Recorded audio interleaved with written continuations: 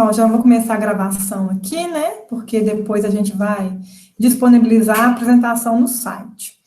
Aí, vocês fiquem livres, tá? Para abrir a câmera ou não, tá? Mas o áudio, quem não estiver falando ou quem não estiver com a palavra, né? Eu peço para deixá-lo desligado para melhorar a ligação. Eu vou abrir a sessão pública, então, né? Boa noite a todos, aos membros e aos ouvintes dessa defesa pública. Eu, professora Viviane, presidente da comissão examinadora, abro a sessão pública para a defesa do trabalho de conclusão de curso, estudo de dimensionamento de frota de uma mina a céu aberto, a ser defendido pela aluna do curso de graduação em Engenharia de Minas da UFMG, Alice Maria Uzan. Eu quero agradecer, né, aos engenheiros Janaína Gonçalves e Tiago Santos, pelo aceite cordial em fazer parte da comissão examinadora na avaliação desse trabalho. Alice, eu gostaria de lembrá-la que você tem 20 minutos para discursar sobre o seu tema. Portanto, né, passo a palavra para você, para que você possa dar início à sua defesa. Ok, vou apresentar a tela aqui. Vocês me avisam quando der para ver. O áudio está bom. Só aguarda alguns segundinhos.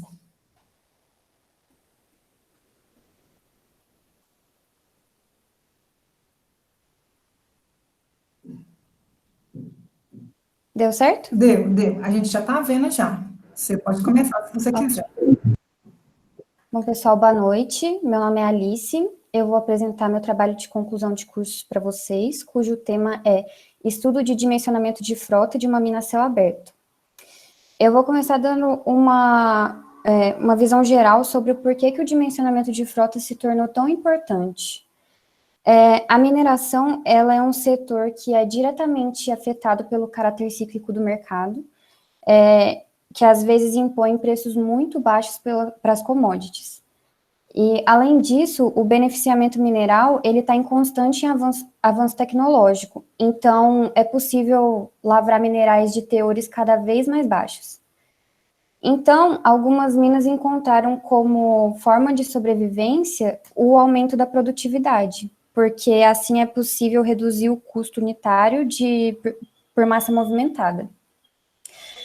Mas com esse aumento de produtividade, os equipamentos também têm que aumentar o porte, e com relação aos equipamentos de carregamento e transporte, eles representam uma parcela considerável dos custos de produção. E é aí que entra o estudo de dimensionamento, porque um estudo superdimensionado, ele pode gerar perda de capital, que você não vai estar utilizando sua máquina 100%, e o subdimensionamento vai afetar na redução da produtividade. Então, esse estudo, ele pode interferir na viabilidade de um projeto minerário. E com esse aumento na pressão para as minas aumentarem cada vez mais a produtividade e reduzir os custos, foi criada uma ideia de que quanto maior o porte dos equipamentos, melhor, mas isso nem sempre é verdade. Bom, o objetivo do trabalho é analisar a influência do porte dos equipamentos de carregamento e transporte no custo por tonelada produzida.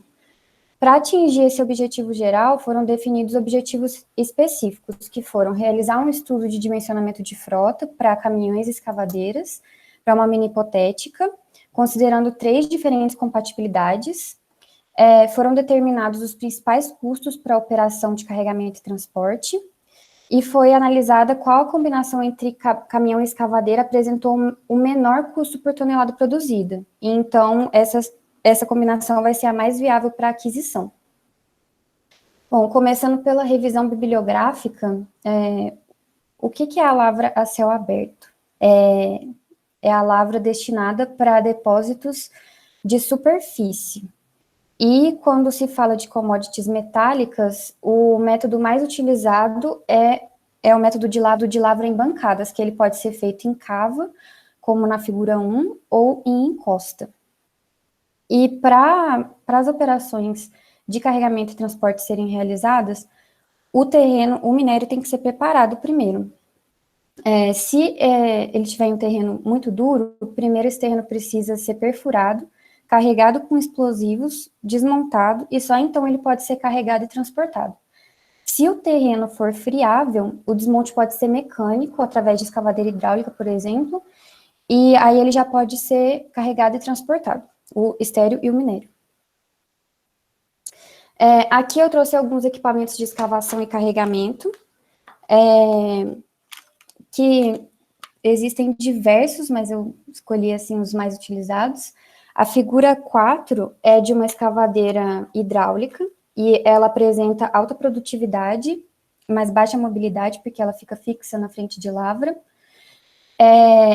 A figura 5 apresenta uma carregadeira que já tem alta mobilidade, só que ela precisa trabalhar com material mais fragmentado. A figura 6 apresenta um trator de esteira que escava o material através do escarificador que fica aqui na traseira e desloca o material a partir da lâmina que fica na parte da frente do equipamento. E para equipamentos de carregamento e transporte para lavra a céu aberto, os mais utilizados são caminhões e correia transportadora.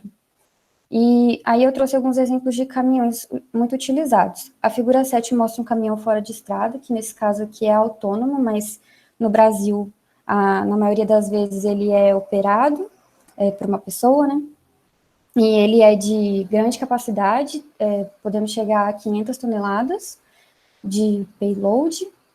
E a figura 8 apresenta o caminhão articulado, que ele é de um porte menor, mas ele é mais indicado para operações em condições adversas. Então, ele tem tração nas 6 rodas e pode subir aclives de até 35%.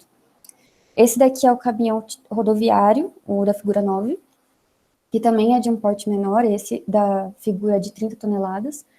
E ele é mais flexível pelo tamanho, e pode também ser utilizado em construção civil. Existem alguns conceitos fundamentais para estimar a produtividade desses equipamentos.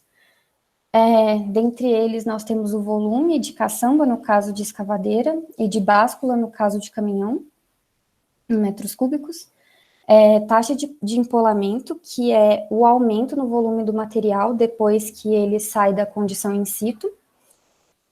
Carga de tombamento, que é uma carga que, quando aplicada à escavadeira, pode fazer com que ela perca o equilíbrio e tombe. Carga útil, ou payload, né, que é a capacidade do equipamento, geralmente em toneladas. A disponibilidade física, que é um indicador de desempenho, com relação às horas disponíveis que o equipamento tem para trabalhar e o tempo que ele fica em manutenção. Então, se ele está em manutenção, ele não está disponível. E aí tem também a utilização, que é outro fator de rendimento, que, assim, o equipamento, ele pode estar disponível, mas não necessariamente ele está sendo utilizado, porque ele pode estar parado em troca de turno de operador, em fila, então isso interfere nesse fator, negativamente. O tempo de ciclo, que é o tempo necessário para completar uma operação unitária, que é repetido indefinidamente. A eficiência de trabalho, que é outro fator de desempenho, na verdade, é um fator de desempenho do equipamento, e pode ser afetado por uma compatibilidade inadequada, ou operadores mal treinados.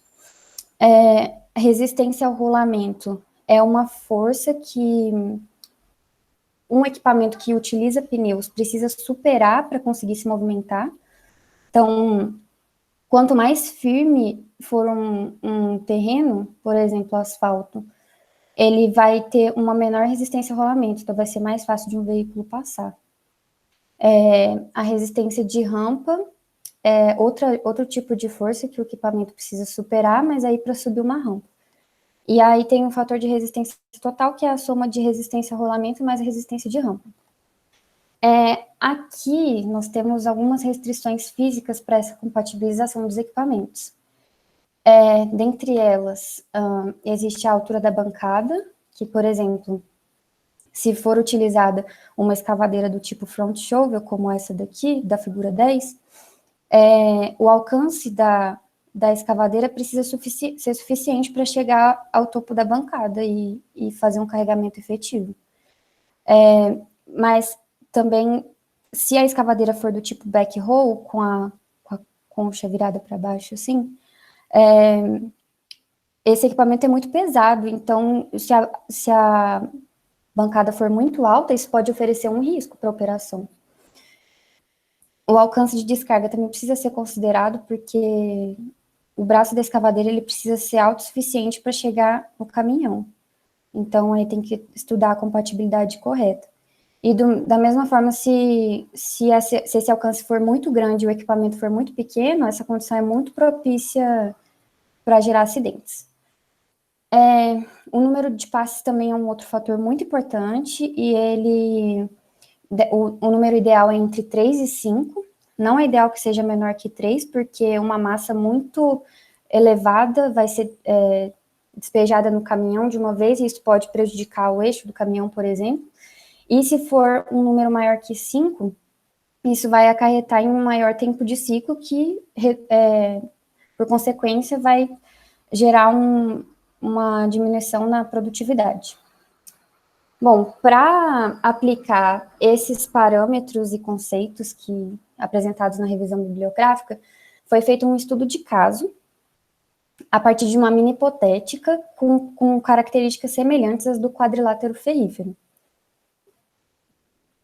A movimentação anual da mina é de 156 milhões de toneladas por ano, e foram estudados 3 cenários para operar nessa mina. O primeiro cenário, o caminhão era de 292 toneladas, e o par dele era uma escavadeira de 40 metros cúbicos.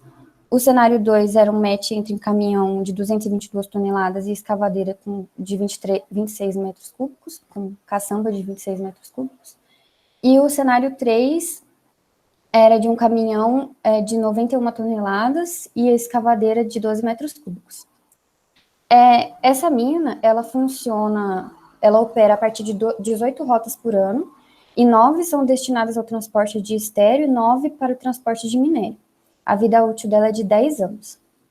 E para cada rota dessa mina foram atribuídos alguns parâmetros, por exemplo, distância média de transporte, que apresentou uma média de 1,2 quilômetros, a movimentação por rota, que apresentou uma média de 8,5 milhões de toneladas por ano, e densidade, em toneladas por metro cúbico, que apresentou uma média de 1,7. E aqui, cada rota foi dividida em trechos, e a cada trecho foi atribuída uma distância, uma inclinação, uma resistência ao rolamento e velocidade limite. Isso serviu para estimar o tempo do caminhão para sair do ponto de carregamento, que seria a frente de lavra, e até o ponto de descarga, que pode ser um britador, uma pilha pulmão, e retornar. Porque se o caminhão está carregado vazio, essa velocidade vai ser diferente, esses outros parâmetros também vão ser diferentes, então foi para fazer um dimensionamento mais assertivo. E essa parte aqui de estimativa de tempo foi feita por um software. Então, para os cenários 1, 2 e 3, com relação aos caminhões, foi utilizada uma disponibilidade física média de 87%, uma utilização de 80% e eficiência de 83%. Com relação às escavadeiras, foi definido um fator de enchimento médio da caçamba para que fosse atingida 100% da capacidade máxima do caminhão. E para as escavadeiras foram aplicados os fatores de disponibilidade de 90%, utilização de 80% e eficiência de 83%. Os cálculos feitos com relação ao dimensionamento dos caminhões levaram em conta tempo de ciclo, quantos ciclos cada caminhão consegue fazer por hora, a velocidade média, a produção teórica. Por que teórica, né? Porque ela considera 100% das horas calendário, e a gente sabe que isso não acontece, né? Tanto que, por isso que existem aqueles fatores de disponibilidade e tal. E aí a produção real justamente aplica esses fatores para ficar uma produção real mesmo. E a partir disso, foi possível estimar o número de caminhões por rota. E para o dimensionamento das escavadeiras, foi calculado o carregamento por passe em toneladas, o volume de material em cada um desses passes e o número de passes necessários para preencher um caminhão totalmente. E aí foi analisado o carregamento total do caminhão em toneladas, para ver se a utilização da capacidade dele estava em 100%, por exemplo, se um caminhão tem 200 toneladas de capacidade e ele foi carregado com essa exata massa, ele está sendo 100% utilizado, e que é o ideal, não pode ser mais nem menos. E aí foi analisado também o volume ocupado pelo carregamento total. Por que foi calculado isso? Porque o caminhão, ele tem a báscula do caminhão tem uma restrição mássica, de 222 toneladas, por exemplo, e uma restrição volumétrica. E se o material carregado for de uma densidade muito baixa, pode ser que a restrição volumétrica seja atingida primeiro, então não vai ser possível atingir a massa que ele consegue carregar. Aí foi calculado o tempo de carregamento com base no número de passes, e aí foi possível calcular quantos caminhões cada escavadeira consegue carregar por hora. E aí foi calculada a produção teórica, produção real, aplicando os conceitos de disponibilidade, eficiência e utilização, e então o número de escavadeiras por rota. Aí o número total de equipamentos vai ser a somatória de equipamentos necessários por rota. Então, dimensionados os equipamentos, foi feita uma análise econômica, porque assim, os 3 cenários atendem a demanda anual, é possível atender, mas o mais importante é saber qual que tem o custo mais baixo. Então, para a análise econômica, ela foi feita, né, com o objetivo de ser de cunho comparativo apenas. Então, todos os valores foram multiplicados por um mesmo fator arbitrário.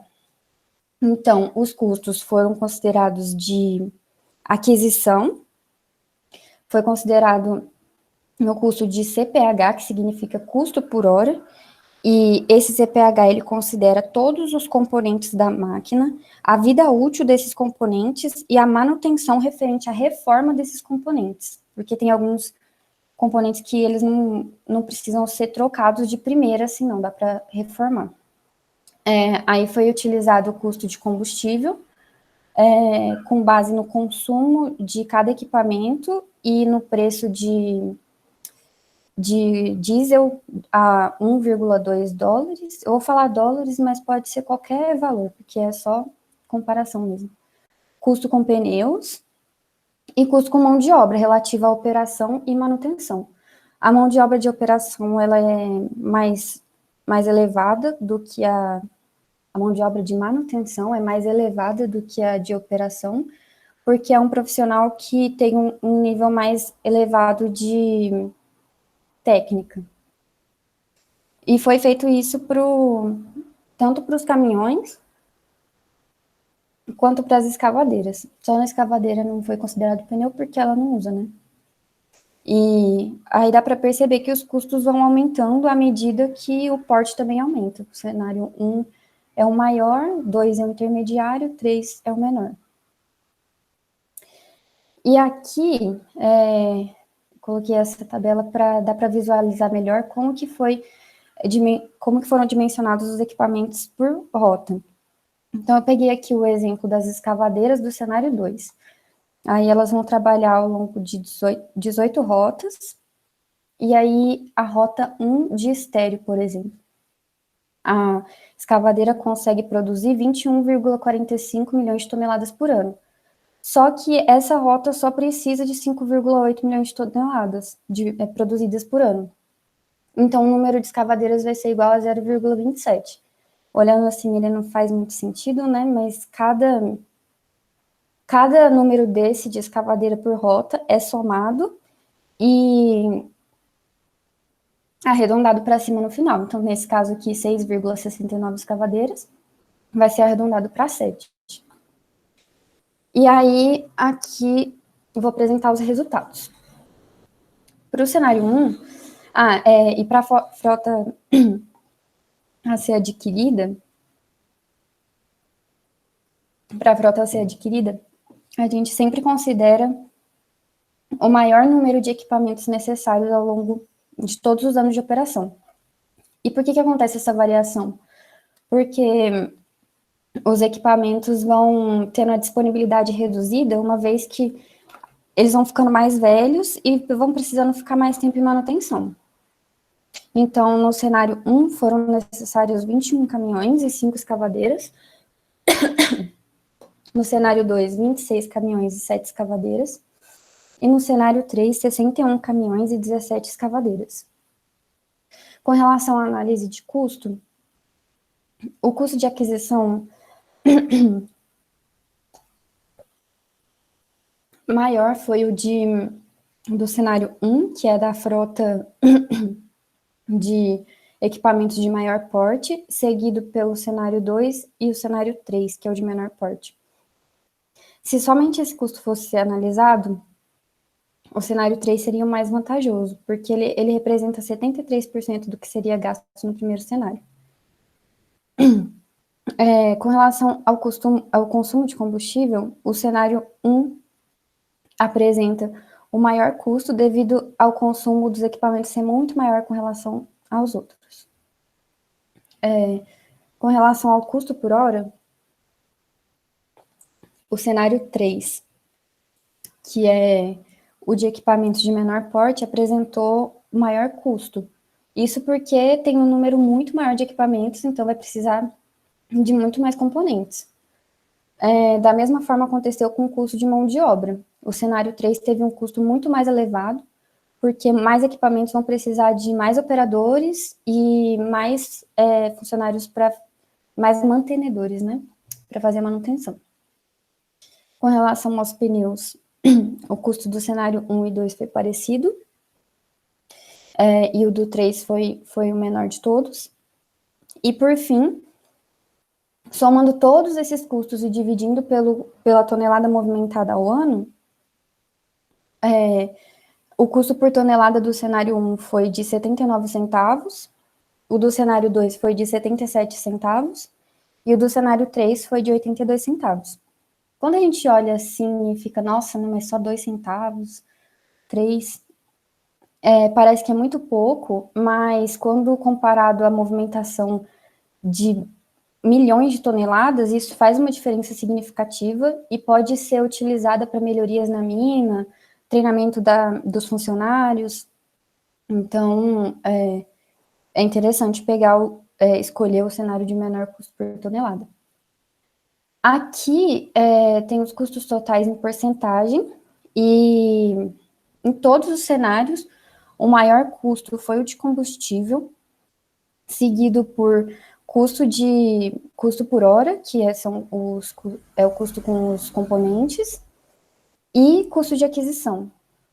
Então, aqui dá para ver que talvez o cenário 1 fosse mesmo mais vantajoso, mas o consumo de combustível dele é maior, então isso não acontece. E aqui, no cenário 3,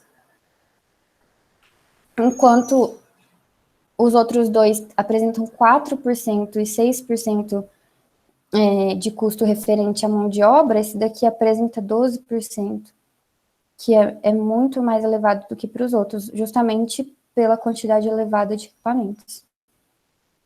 Então, para concluir, após a análise dos custos totais dos equipamentos, o cenário mais vantajoso é o 2, que é da frota de caminhões de 222 toneladas e escavadeiras de 26 metros cúbicos. Então, aquela hipótese do início, ela realmente é verdadeira, porque nem sempre o aumento de porte gera custos reduzidos. Como eu já falei, a frota de maior porte tem um consumo de combustível muito elevado e isso eleva também o custo por tonelada.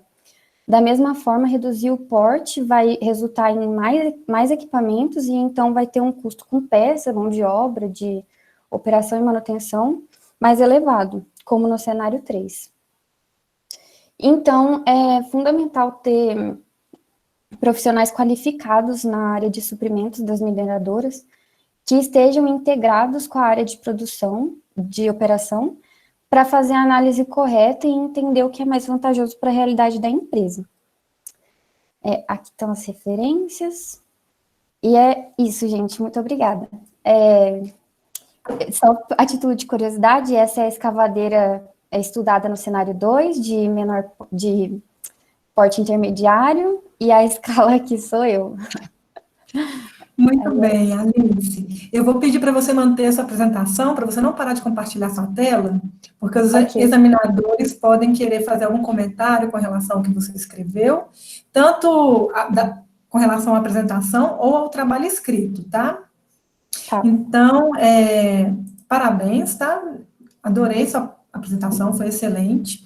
Como a Janaína já é de casa, então a gente convida, né, o nosso convidado, né, que participa, eu acho, pela primeira vez em trabalhos de conclusão de curso do Departamento de Engenharia de Minas.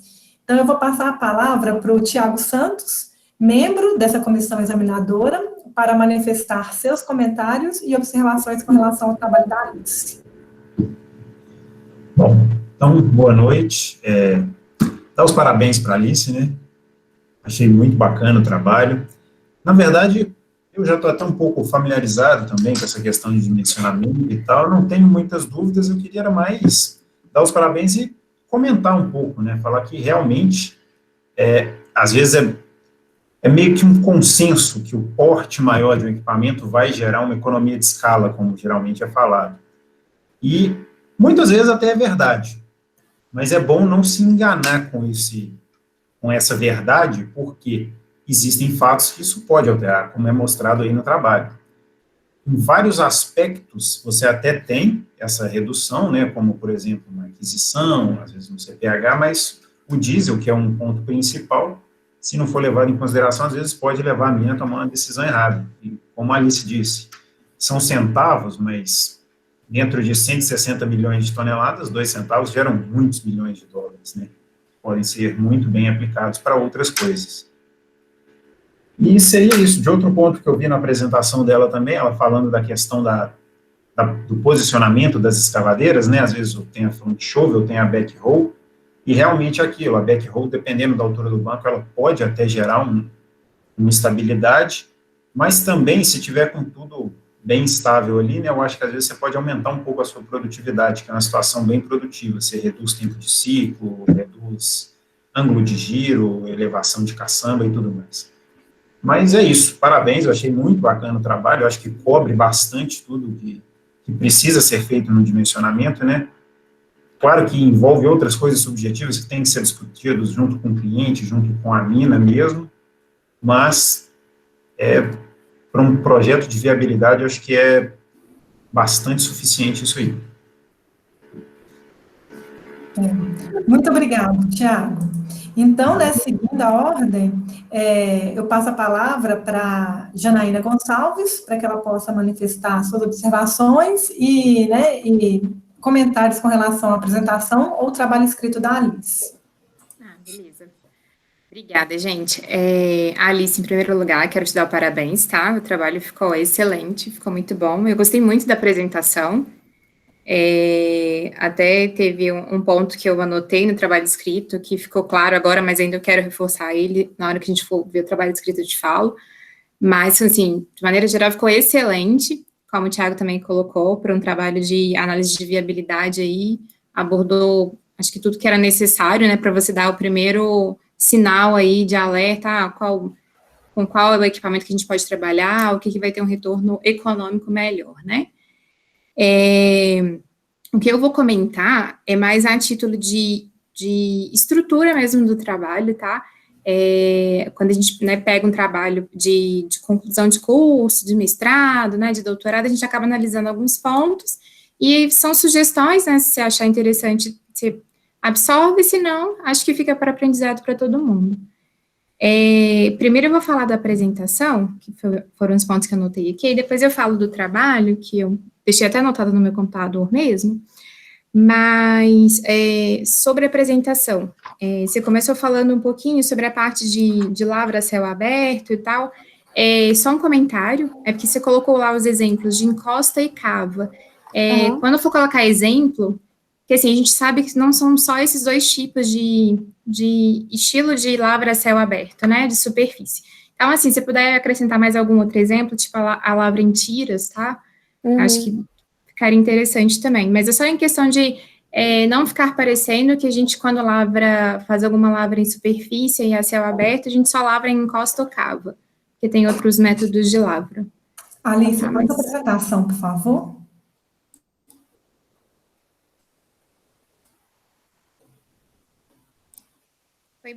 Foi um dos, acho que um dos primeiros, isso, ou então, você poderia ter comentado na hora que você foi apresentar também, porque eu sei que é só a critério mesmo de exemplo, né, que você queria mostrar, o que era uma lavra a céu aberto, mas coisa de, nossa, assim, de engenheiro de Minas, que quer falar que tem mais opções, entendeu? Mais ou menos isso. Ok. Aí, outro comentário, tem um slide que eu gostei bastante, que é o slide das restrições físicas, que se fala sobre o alcance do braço da escavadeira. Eu ia sugerir para colocar essa figura no trabalho escrito. Eu senti muita falta do seu trabalho escrito falando sobre a importância da altura da bancada, do alcance do braço da escavadeira. Então, eu acho que pode enriquecer seu trabalho escrito colocando alguma figura e tratando um pouco dessa parte. Eu até foi uma de grande parte das anotações que eu fiz no seu trabalho escrito é isso, porque quando a gente tem uma geometria de cava, isso vai fazer muita diferença, a altura da bancada faz muita diferença para a escolha do equipamento. Então, acho que vai ficar legal se você colocar esse slide, alguma coisa dele, no trabalho escrito. E aí, só mais uma sugestão em relação à apresentação, eu só senti um pouco de falta, assim, das fórmulas que você colocou no trabalho escrito.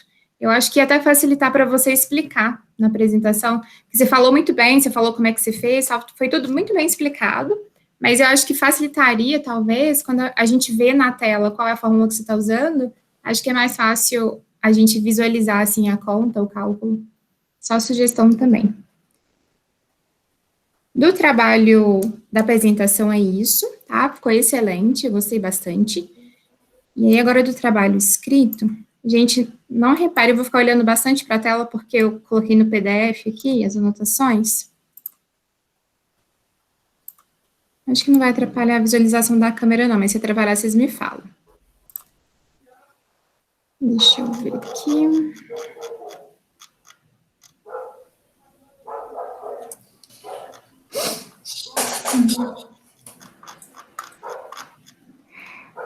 Na parte da introdução, na página 7, no primeiro parágrafo, né, se fala que tal fato justifica-se pelos avanços tecnológicos no beneficiamento de minério.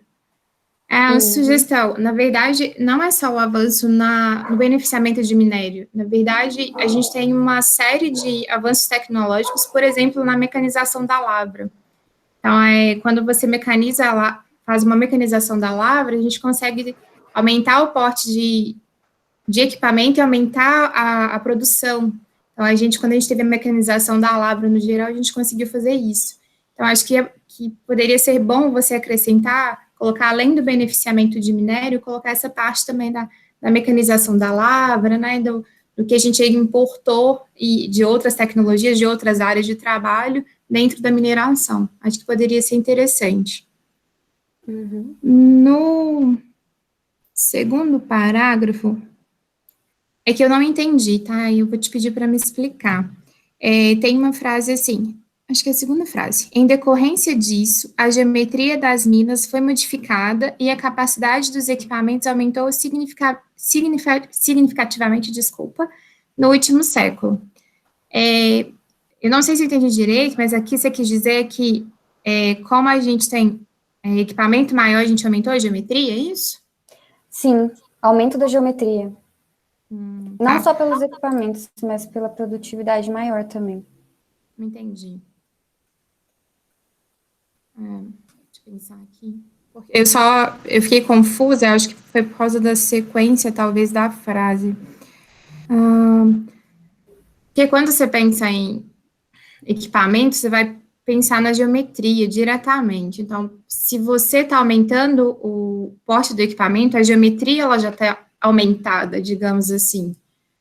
Então, acho que foi nesse sentido que eu fiquei com um pouco de dúvida. Eu falei, mas como assim aumentou o porte do equipamento e depois aumentou a geometria? Mas eu acho que é meio que o contrário, sabe? É o contrário. É como se fosse, se você aumentou a mina, se você está lavrando mais, está produzindo mais, aí você tem a possibilidade de aumento de porte. Alguma coisa nesse sentido, sabe?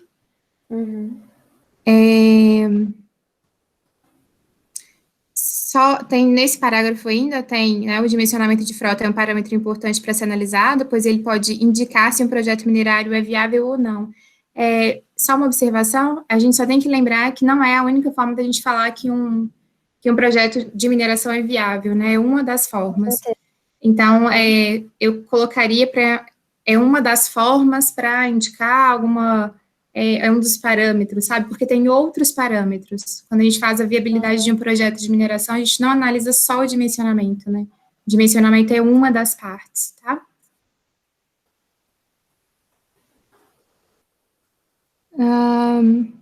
Aí no parágrafo seguinte, vai entrar exatamente o que eu comentei agora daquela imagem que eu sugeri de colocar no trabalho escrito.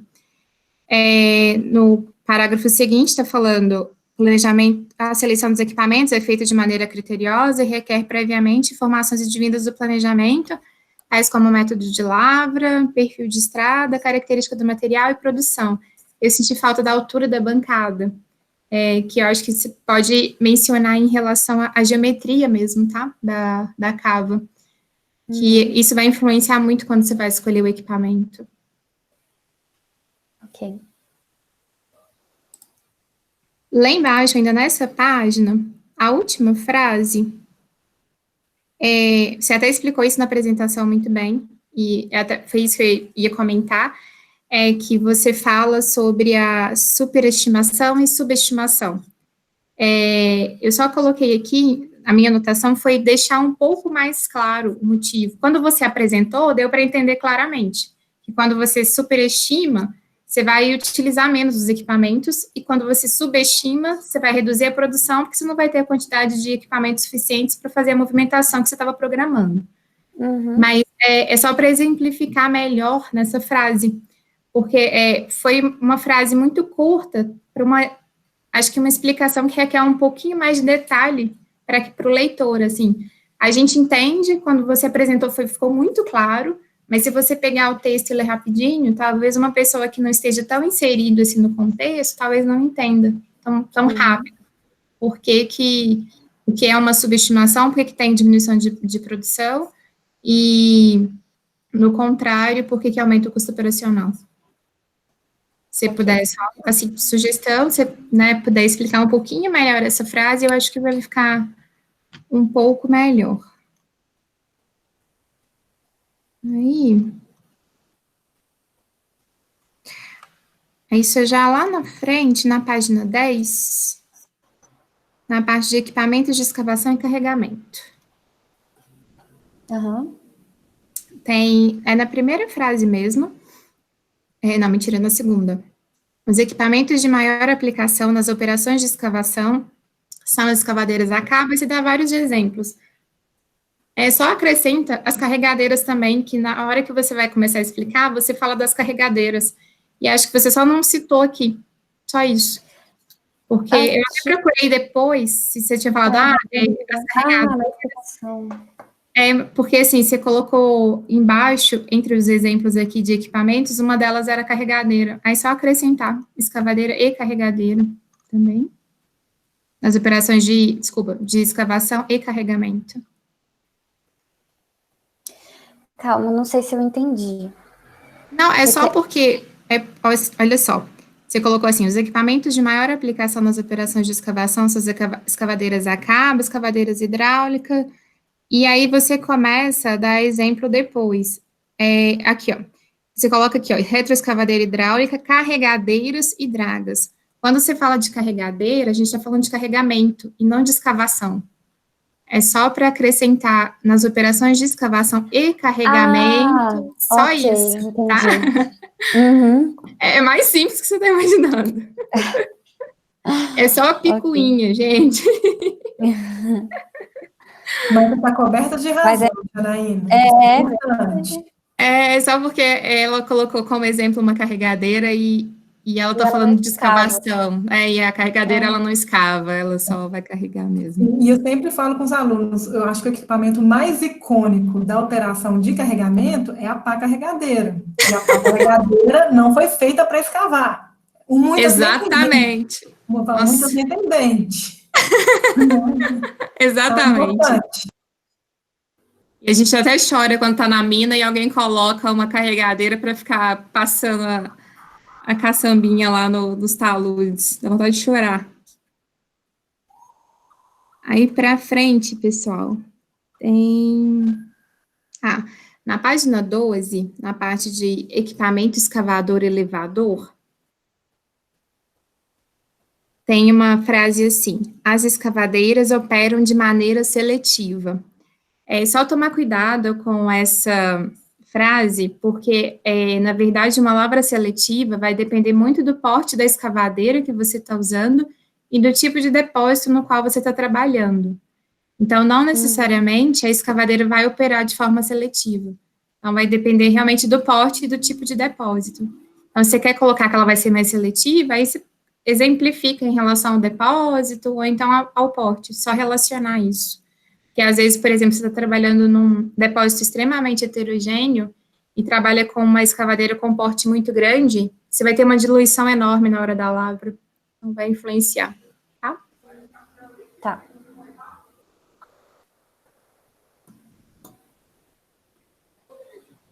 Na página 13, no finalzinho não, desculpa, depois da figura 6, tem a frase: equipamentos para escavação e carregamento devem ser escolhidos em função do terreno a ser trabalhado. Eu senti falta de colocar mais coisa, tá? Eu colocaria assim, eu até anotei, depois eu te passo essas anotações, Alice, se você quiser, que quando você faz a seleção de equipamentos, você vai ter que olhar, por exemplo, o fator natural, que tem a ver com a natureza mesmo, com a condição climática, com o solo, com o lençol freático, com a topografia, né, se ela é mais ou menos acidentada, com a condição de suporte do solo, com a resistência ao rolamento. Aí eu coloquei vários exemplos, depois eu te mando, porque eu acho que a gente pode aumentar um pouco mais essa frase para exemplificar melhor o que você precisa para escolher um equipamento de escavação e de carregamento. Só para a gente complementar essa frase, mas eu te mando a anotação direitinho e você dá uma olhada. Continuando nessa página mesmo, deixa eu só ver aqui.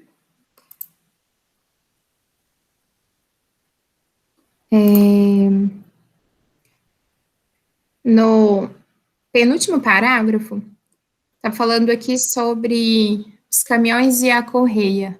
O transporte é feito através de caminhões, é mais utilizado em todo o mundo. E aí, continuando. Para grandes percursos entre o local de carga e descarga, é ideal empregar equipamentos rápidos em detrimento de maior capacidade, mesmo que seja necessário empregar um número elevado. Quando você fala... Isso tá na página 13, desculpa, eu me perdi. Isso, 13.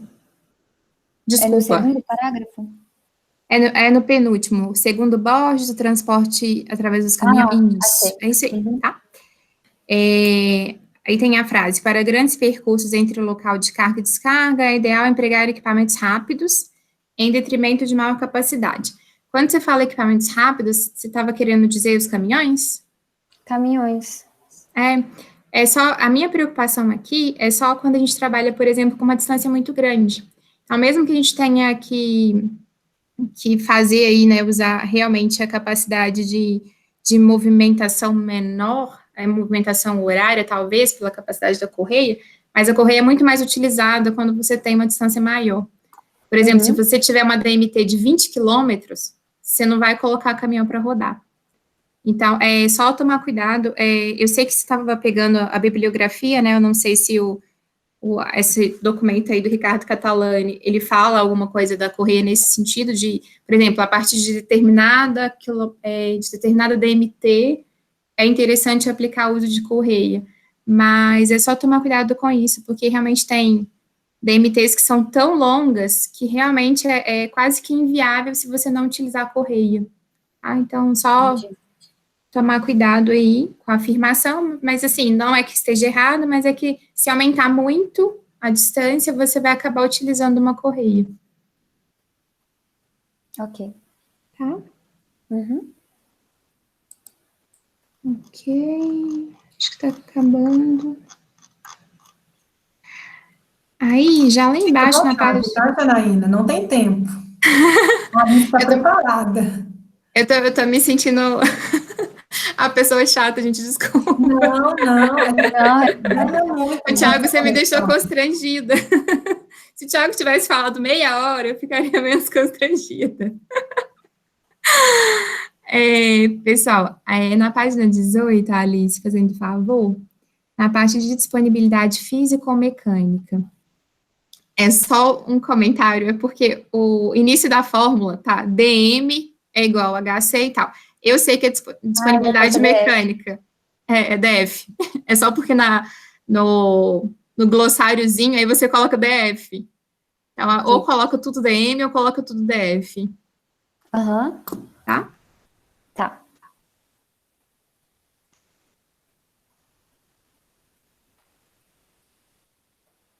Deixa eu ver.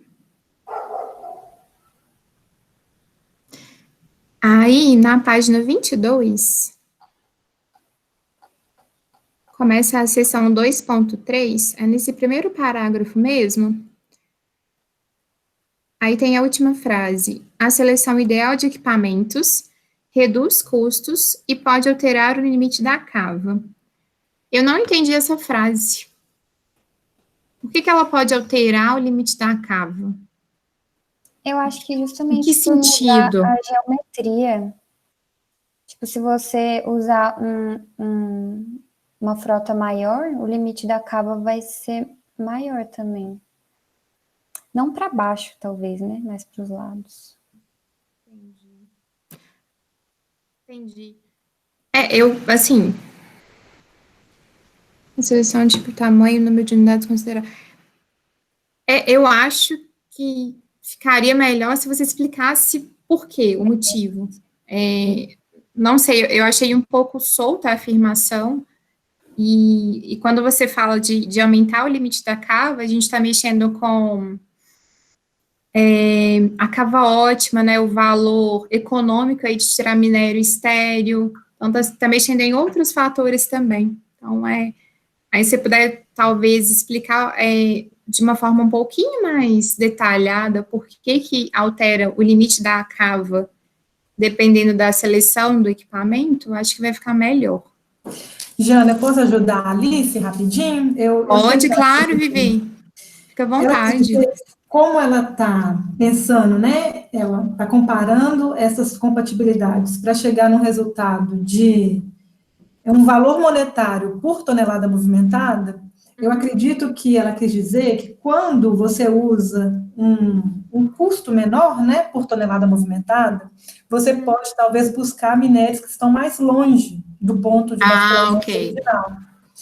Então, assim, se Ok. ela opta por uma seleção, né, que tem um custo de movimentação de rocha menor, então ela Uhum. pode ampliar os limites da mina, porque com a, sei lá, com a frota anterior isso não era possível. Então, Ah, não, beleza. então, Alice, aí você explica bem falando, dando exemplo ou escrevendo do seu jeito, que eu entendi que você quis dizer isso. É isso mesmo? Faz sentido. Aham. Obrigada, Vivi, pela explicação. Aí fica bem mais claro, assim. É só porque eu fiquei imaginando aquela coisa Gente, eu trabalhei em planejamento quase 10 anos, aí você fica imaginando o limite de cava final e tal. Eu falei, gente, mas como assim vai alterar? Mas agora eu entendi. Obrigada pela explicação. De, sei lá, buscar materiais mais distantes, se o custo por movimentação for baixo. Né, Não, Alice? beleza. Você consegue aproveitar talvez o material que você não aproveitaria quando você tem um custo unitário maior. Isso. Deixa eu ver aqui.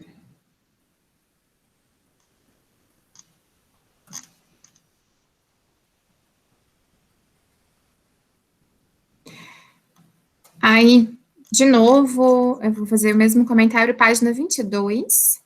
A última frase, que é para Borges, 2013, equipamentos de carregamento são selecionados para corresponder às exigências da mina. Talvez até nesse ponto aqui, você pode colocar aquele desenho e colocar também sobre a altura das bancadas, tá?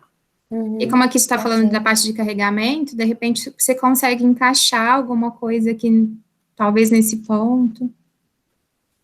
Ok.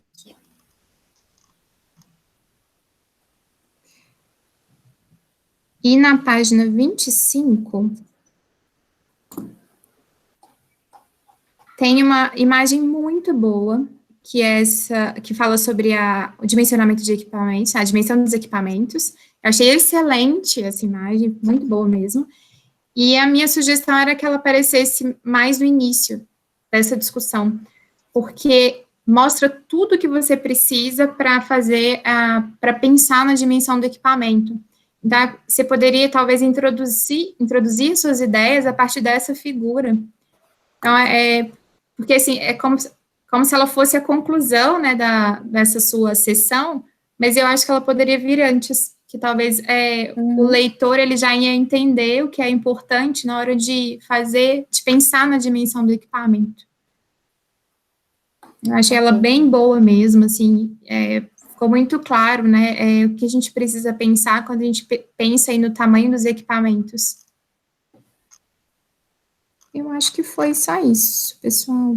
Deixa eu ver aqui.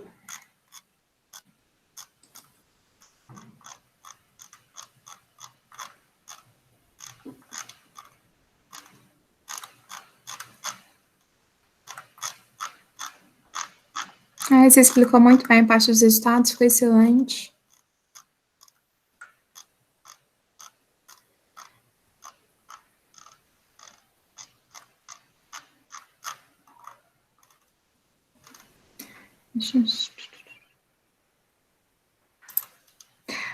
Tem só mais uma coisa. Página 56. Na última frase, eu acho que você esqueceu alguma palavra. É só isso.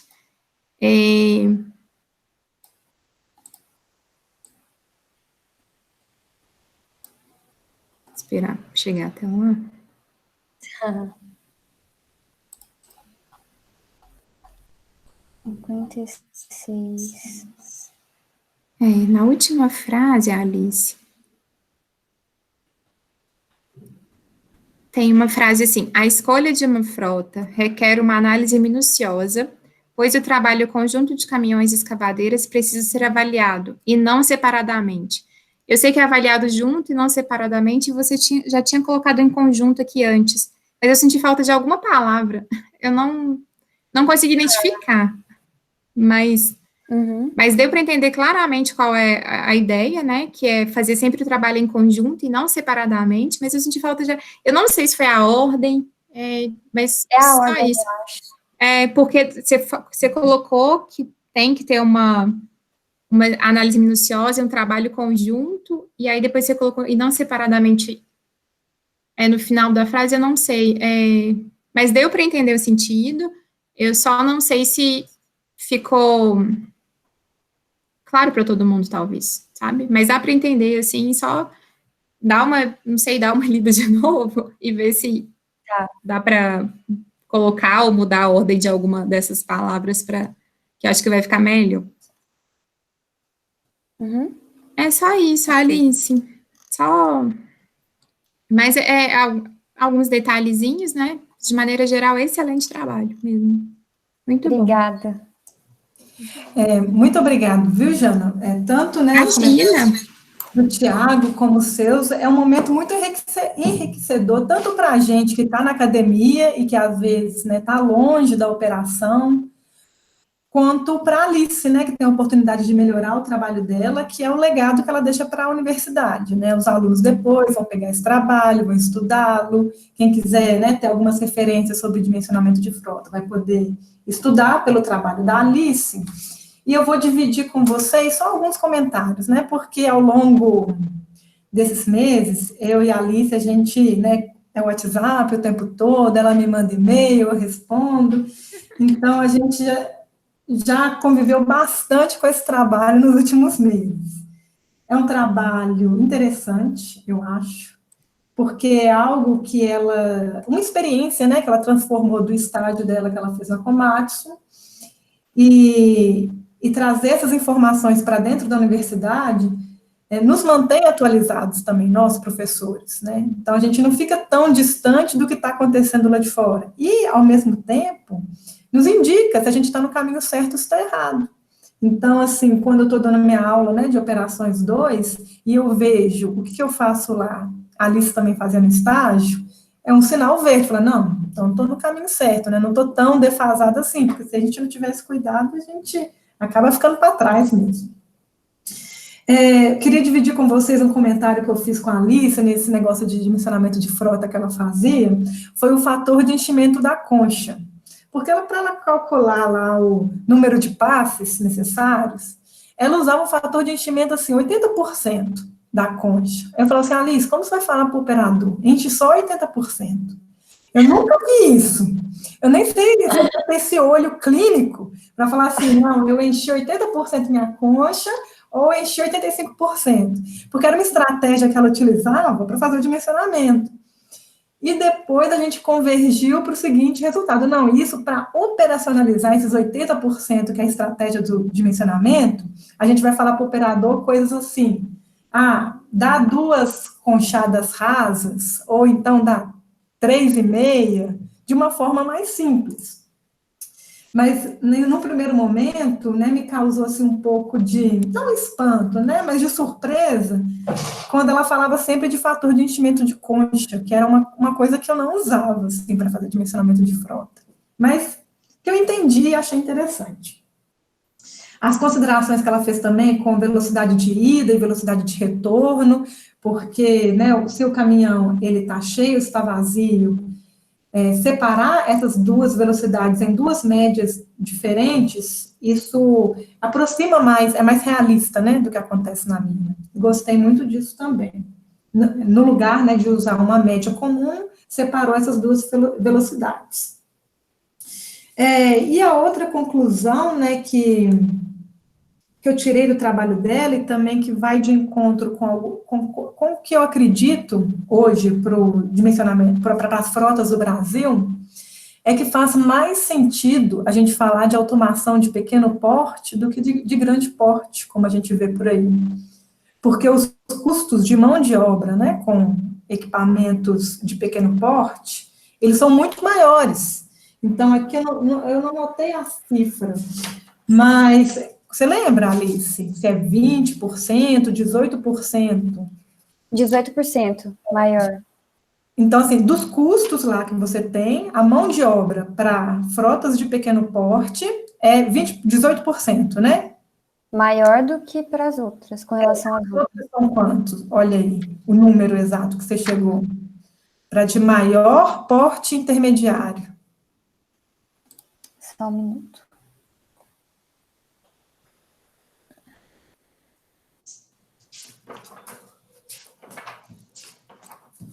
Custo de mão de obra.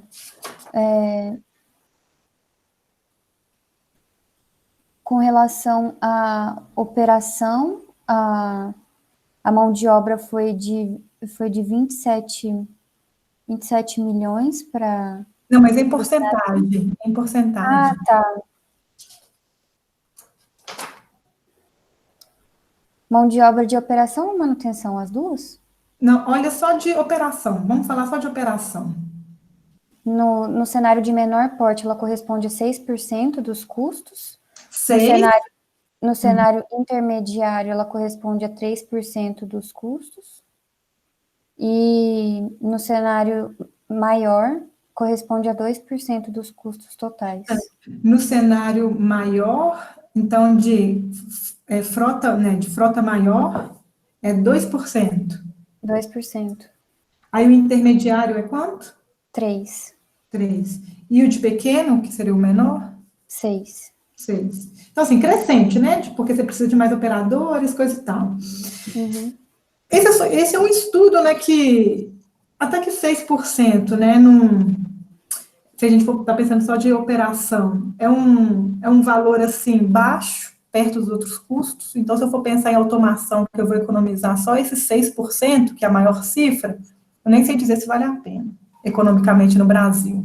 Uma vez que a gente tem... Eu até ia comentar, desculpa te cortar, só para esse negócio que você falou, né, que até não é muita coisa, é exatamente por isso, principalmente porque a mão de obra no Brasil é relativamente barata. Muito barato. Então, não faz tanta diferença. Pode falar, Thiago, também, pode acrescentar. Desculpa. Não, imagina, porque como a mão de obra é barata, aí no caso de operador, não vai fazer tanta diferença quando você pensa, por exemplo, no preço de uma tecnologia para automatizar aí a operação, entendeu? É exatamente isso, assim, se for olhar simplesmente pelo lado de operador, realmente aqui no Brasil não é uma tecnologia que se justifica. Não é, por exemplo, como na Austrália, onde o custo do operador é muito alto, né? É muito A alto. automatização, ela tem outros ganhos, por exemplo, geralmente uma operação automatizada, você tem uma produtividade maior, o fator de utilização seu é muito maior, ou seja, em horas operadas e quantidade de minério transportado, ou até mesmo na frota, isso pode valer a pena, mas aí também tem que fazer um trade-off aí das opções, né? Nesse sentido, eu vou falar que eu não sou contra a automação, não, mas eu vejo assim, igual trabalhar, eu vejo mais sentido automatizar frotas pequenas no Brasil do que grande. Então, né, como eu falei, né, o trabalho dela trouxe informações fresquinhas, né, da indústria, e eu falei assim, eu acho que se for automatizar no Brasil, o pessoal vai apostar, sei lá, até nos caminhões rodoviários aí, automatizar essa frota, porque aí sim, eu acho que vai ser mais interessante economicamente. Em termos de segurança, sempre é mais interessante, eu acho. Eu acho assim, com o avanço da tecnologia, eu acho que isso vai até ser viável. Hoje em dia, eu acho que ele não é tão feito porque a tecnologia ainda é muito cara para instalar por caminhão. É por isso que, às vezes, se instala nos de maior porte, porque você tem um capital menor para investir. Mas, com o tempo, eu concordo com você, com certeza vai se justificar bastante em frotas menores. Bom, gente, então, eu tenho assim, eu imprimi, tá, Alice? Tá vendo aqui? Eu fiz várias anotações, vírgulas fora do lugar, que eu não gosto, sabe, né? Os alunos não sabem usar esse e este. Eu aprendi com esse TCC. Que ótimo. Você vai ver que isso vai melhorar até a sua vida social no WhatsApp, que aí vai ficar mais objetivo o que você quer dizer. Ok. Mas, foi excelente trabalho, gostei muito. Então, eu vou pedir para que todos saiam, tá, da sala. Você fica aí no WhatsApp ligada, que assim que a gente definir sua nota, eu te chamo de novo. Os outros, né, ouvintes, eles podem entrar daqui 5 minutos na sala de novo, que eu autorizo, e depois que a gente liberar a nota, aí a gente abre para perguntas da plateia, tá, Liz? Tá, eu entro daqui 5 minutos também? Sim, eu te falo no WhatsApp aqui, tipo, pode entrar ok. tipo, antes, tá bom? Então, pode sair, por favor. E Janaína e Thiago, por favor, fiquem comigo. Aí eu vou parar a apresentação, né, porque essa parte de nota a gente pode discutir só entre nós.